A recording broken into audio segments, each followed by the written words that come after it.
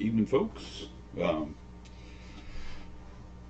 going to do a top 50 list. I did one last year for Christmas to let folks know about some of the board games that are out there. Those that don't know, board gaming is my hobby. I got a dedicated room in the house for it. I spend a lot of time around the table playing with family and friends.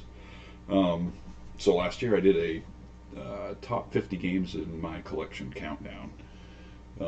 This year I'm upping my game, as it were, hoping to raise a little more money for the Barbara Bush Children's Hospital by doing a top 50 video countdown, doing a brief 2 to 5 minute video on each of the games in my collection that are in my top 50. And I'll do one a day as we get closer to Christmas. Hopefully I'll wrap up a week before Christmas just to give some pointers and ideas for gifts out there. But in doing the list, I came up with 18 from last year's list that didn't make the cut this year. So I'm going to quickly go over those as sort of test video to see how I'm doing with this streaming thing, and ways to come up with ways to tweak it, make sure the audio sounds okay,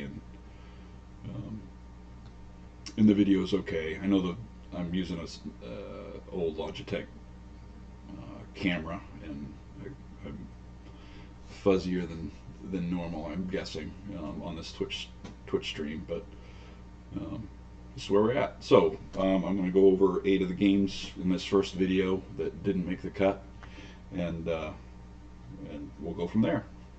So the first one is Naval War. This is one of the oldest games in my collection.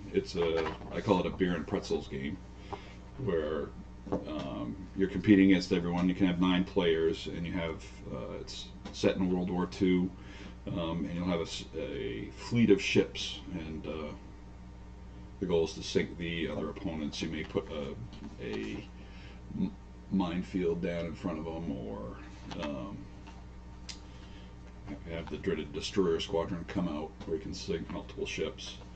It's a draw one, play one game. You draw a card, you play a card. Really simple, but quite fun. Just didn't have the legs to make the top 50. Another one that many of you may have played with me is Nabe. This is a cooperative game where you are putting on a fireworks display. What makes this game unique is that when you play your cards, you're actually holding your cards, so you can't see them, but everyone else can. And during your turn, you can either play a card to the firework display, or you can give a hint if there's hints to give. And say someone had wanted to give me a hint with this hand, they could say this one and this one are ones. They could give the numbers or the colors, and you're trying to play the cards in order 1 to 5 in the correct colors. So it's a fun little cooperative game. My wife likes to bend the rules, but it's all good fun. Next is Forbidden Desert. This is another cooperative game. I like to play this one with the kids. You are crash landed, and you're trying to survive, make it out of the desert. And the desert is trying to swallow you up. And the only way out of the desert is the tin does not want to open up. I don't like tins. I much prefer the cardboard. You're trying to assemble this kind of a steampunk era, trying to assemble this airship, and hidden in the desert are the various pieces that you will have to find. You'll have to find the ship itself and the power source, and you do that by moving your people around and trying to find all the pieces and get them all back to where the airship hull is before you get swallowed by the desert or you die of thirst. challenging, not too bad. Like I said, it says ages 10 and up. That's about right. For ages, well, maybe my son was playing it at 8. So, next one is Tama. I just started playing this one a couple years ago. I will play this over chess any day. This is a simple little 2-player game where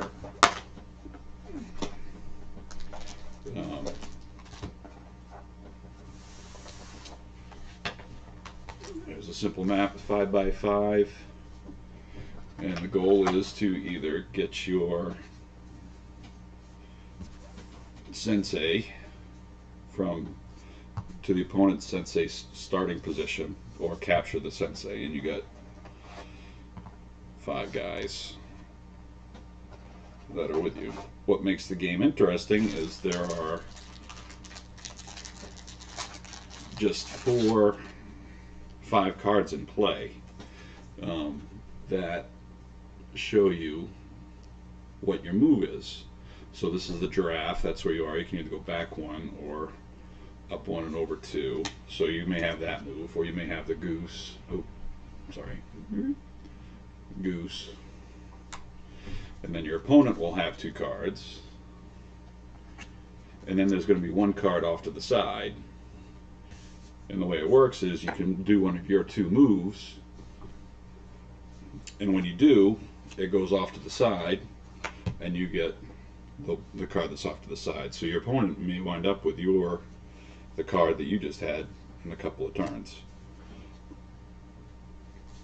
And it's just that simple. So, and there's quite a selection. I've gotten an expansion that added a few more cards.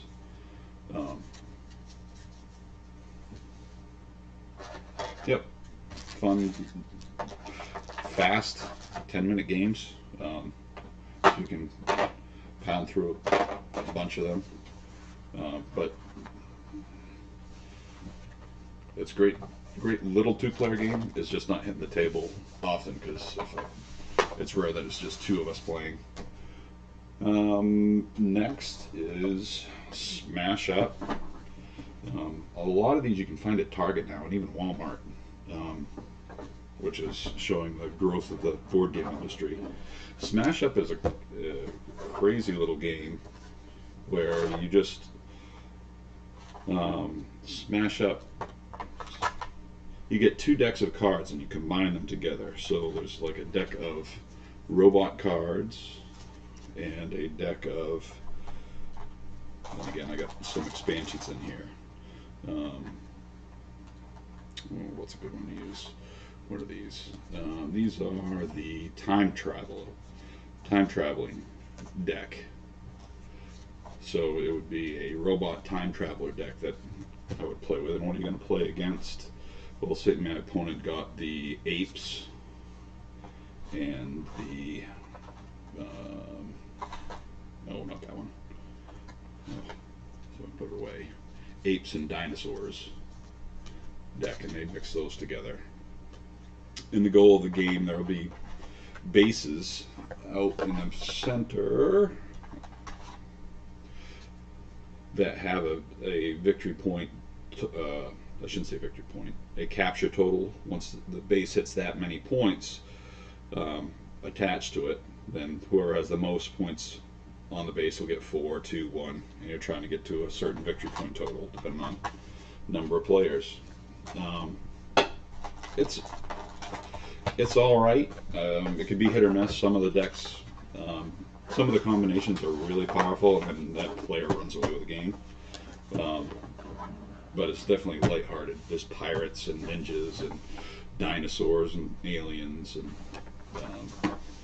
zombies and vampires, all kinds of crazy stuff. Next is I'm taking a Star Trek game off the list. Star Trek 5-Year Mission. This is another cooperative game. I have a lot of cooperative games on my list. I much prefer to work together than to be competitive. And kids got me little plushies. the Star Trek crew for Christmas one year, and they just wound up in the box. So this game is a die placement game, so you'll be rolling dice, trying to complete missions. You'll have a handful of dice depending on if you're a doctor or a captain, and you'll be trying to complete missions. Like this is a transporter accident, so you need to roll any color die. That's what the whites are, 5 or higher, and you need a yellow die, 2 or lower, to be placed on those. And because this has the egg timer, you'll have to do it before the egg timer runs out. So if you don't roll it, you can't just keep rolling. During your turn, you roll once, and if you can't do it, then it goes on to the next player. It doesn't hit the table often. It plays 7, so usually when we've got quite a few people around the table, we'll give it a shot. But there are better Star Trek games in my collection, so it doesn't hit the table as much. And I think the final one for today is Sushi Go. I use this one. This is one of my entry games. This is a card drafting game. The way this game works is you're trying to make a plate of sushi. I know that sounds weird, but you'll have a hand of cards, and you will pick one, and then you'll pass the rest to the next player. And then you'll all reveal what you got. And like the tempura card says you'll need to have 2 of them for 5. So say I got handed this, and oh look, there happens to be another tempura, so I'm going to take that, and then I'll get 5 points at the end of this round. You'll play until all the cards are played, and then you'll score your points, and you'll do 3 rounds. It's fast, simple. There's a lot of strategy depending on how many players are around the table, and is this card going to get back to me? Yeah, so doesn't see the table much because there's another card drafting game that we much prefer to play. But this one's lighter, easy for the kids to play. I taught this at my daughter's Girl Scout troop. I bring this along and taught them all how to play it, and they loved it because it's so cute. Okay, thanks for watching, and I'll tune in a day or two with the other heavier games that didn't make the cut, and then probably after the World Series is over, because that's going to be taking up a lot of my evening time, I'll get started with my top 50 countdown. So thanks for watching. If you're interested in helping me support the kids down at the Barbara Bush Children's Hospital, you can click the link below to my fundraising page. Thank you much, and have a good night, folks.